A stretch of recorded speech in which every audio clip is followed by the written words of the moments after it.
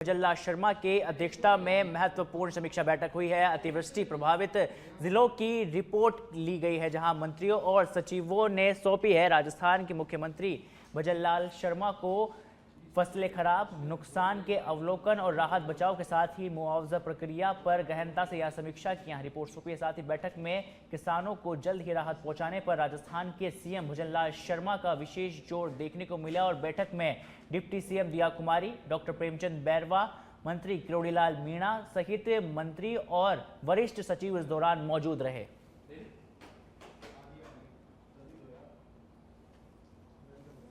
फसल खराबा 40 से 70% है, अधिकतर जगह। बहुत कम जिले ऐसे हैं जैसे जैसलमेर है, वहाँ फसल खराबा कम है। मैं 4 जिलों में जाके आया था, कोटा, बूंदी, झालावाड़, बारा, तो वहाँ 70% से ज़्यादा फसल खराबा है। तो मोटा मोटा जिले वाइज खराबे की सूचना जानकारी माननीय मंत्रीगणों ने दी है। मदन जी ने बीकानेर की दी है। मदन जी बता दें कब तक आप ये मुआवजा और जो कब तक रोज निकाल रहे हैं। अच्छा। जिला जैसे रिपोर्ट आज मैंने 4 जिलों की निकाली है और अब तक हम 182 करोड़ की स्वीकृति निकाल चुके हैं। 193 जो लोग जिनकी डेथ हुई थी उनमें से हम 46 को राशि दे चुके हैं।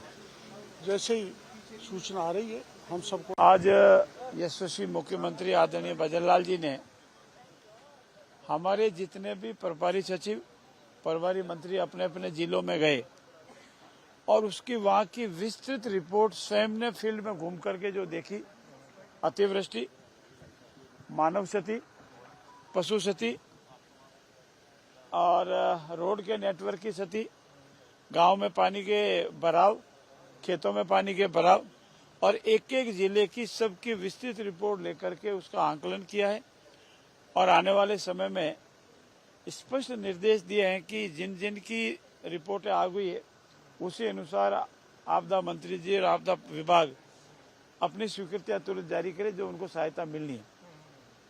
साथ ही साथ ये भी कहा कि जो रोड नेटवर्क टूटा है उसकी जितना आपदा राहत कोष से मिलता है वो, उसके अलावा सरकार का लगे वो भी लगा करके रोड नेटवर्क को तुरंत ठीक करना है और आने वाली दीपावली से पहला रोड स्ट्रीट लाइट का जो 2 लाख का टारगेट दिया वो लगे। साथ ही साथ हमारे आंगनवाड़ी केंद्र, पंचायत घर, स्कूल, उनका सबका जो कलर तय हुआ उनका सबका कलर और राजस्थान में जो नुकसान हुआ उसकी भरपाई तुरंत करें, जनता के बीच में रहें और ऐसा लगे कि सरकार जनता के साथ खड़ी है और इसीलिए पूरे निर्देश दिए हैं। हम लोग वापस पुनः अपने अपने क्षेत्रों में जाकर के राहत का जो भी सहायता है वो तुरंत पहुंचाएंगे।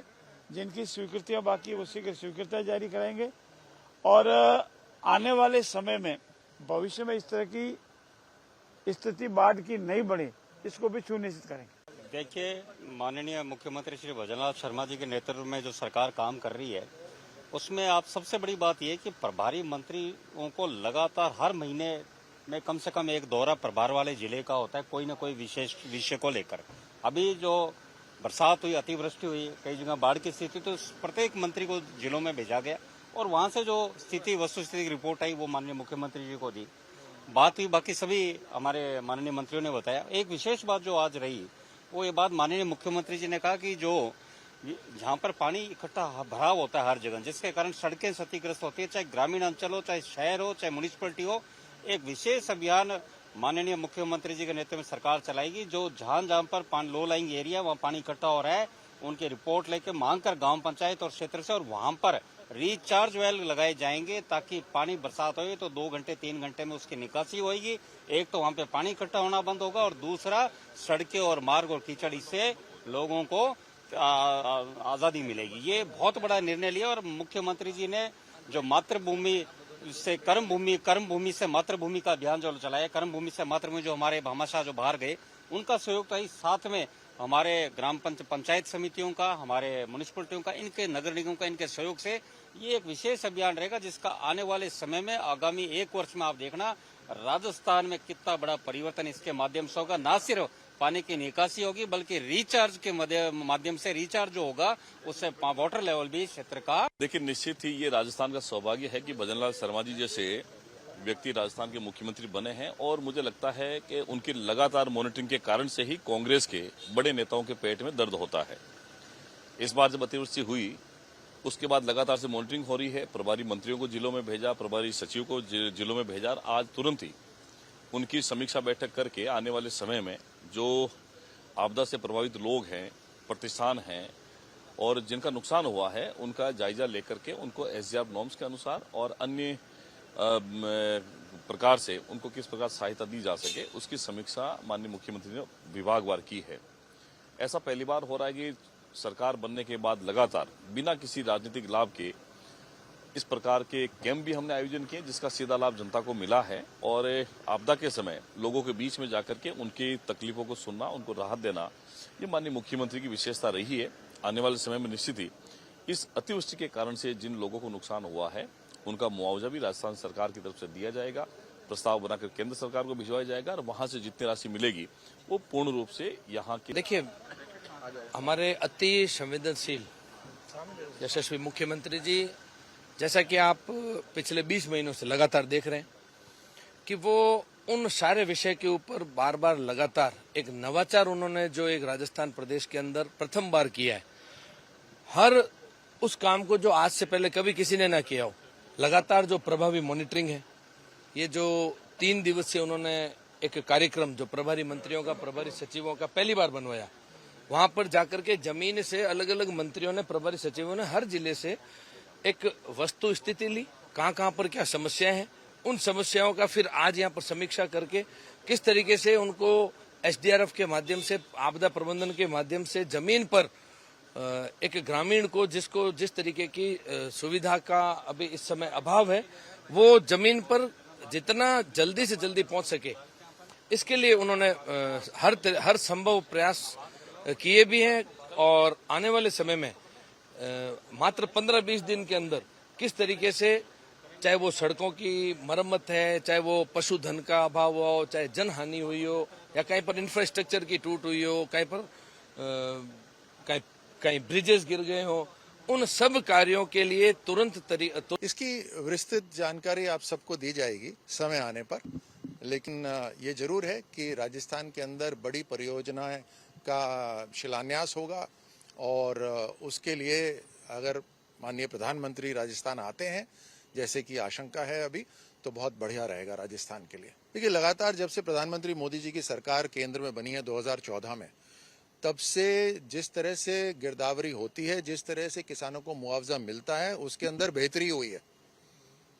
आप किसान जो अभी सुन रहे हैं इस बात को, आप याद करिए 2014 से पहले क्या हाल होते थे। हर तरह से उसको बेहतर करा जा रहा है, बेहतर सिस्टम अपनाकर, टेक्नोलॉजी को अपनाकर, केवल गांव ही नहीं बल्कि खेत तक मुआवजा है वो। करौली के हिंडौन सिटी से खबर, जहां उपखंड कार्यालय में जमीनी विवाद ने हिंसक रूप ले लिया। 2 गुट आपस में भिड़ गए, जहां पुलिस ने 2 को गिरफ्तार भी कर लिया है। साथ ही 2 पक्ष की रजिस्ट्री कराने पहुंचे थे, जहां उप पंजीयन कार्यालय में मारपीट का वीडियो सामने आया। साथ ही अब ये वीडियो सोशल मीडिया पर जमकर तेजी से वायरल किया जा रहा है।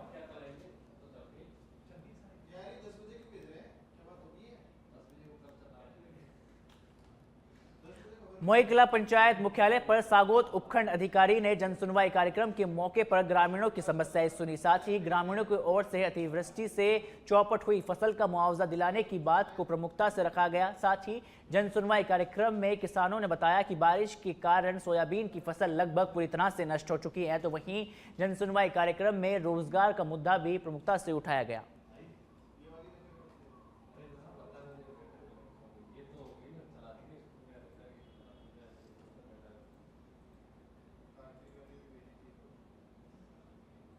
सांचौर से खबर है, जहां सांचौर क्षेत्र में पिछले 2-3 दिनों में लगातार हो रही मूसलाधार बारिश से लूणी नदी का जलस्तर खतरनाक स्तर तक जा पहुंचा है। और इसी दौरान चितलावन क्षेत्र में नदी के तेज बहाव में फंसे 23 लोगों को 6 बटालियन एनडीआरएफ की टीम ने निरीक्षक कैलाश की कमांडेंट ने यहां सुरक्षित बाहर निकाला है। साथ ही रेस्क्यू किए गए लोगों में 15 पुरुष, 5 महिलाएं और 3 बच्चे शामिल हैं। जहां राहत कार्य के दौरान ग्रामीणों के लिए आवश्यक राशन और दवाइयां भी भेजी गई थी। और इस रेस्क्यू अभियान में नायब तहसीलदार भी इस दौरान मौके पर मौजूद रहे। साथ ही प्रशासन ने बताया कि स्थानीय डॉक्टर और शिक्षक भी मौके पर भेजे गए ताकि बचाए गए लोगों को तुरंत चिकित्सालय और शैक्षणिक सहायता मिल सके।